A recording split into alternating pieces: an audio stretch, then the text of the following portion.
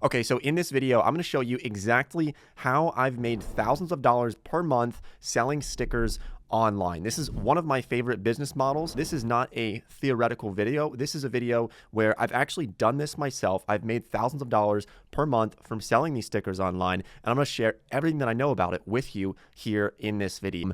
Now let's talk about where to design your stickers. So we have a couple of different options. We could use something like Canva. I think a lot of people are familiar with Canva. It's free for the most part. You know, you might have to pay a little bit if you want some specific designs, but you can make so many things with AI, especially for designs that you don't have to be an artistic person. I'm really bad with design, but still I've been able to make really high quality stickers. And the beautiful thing about this is that a lot of stickers are pretty basic. Like if you look at these two here, they're selling a lot. They probably don't have any type of trademark or copyright on something like this. So you can make something somewhat similar, obviously not entirely copying them, but like with the new driver stickers as well, it's just text on like a yellow background. And so you can have AI make this for you, or you could use something like Canva, or you can use a design site called Kittl. And so with Kittl, they actually even have a sticker option here that you can design stickers directly on their site, and they'll help you to make them look really cool as well. And if you don't like Kittl, if you don't like Canva, you can literally just go to ChatGPT and say, can you make me some designs? And they will. So in the age of AI, don't stress about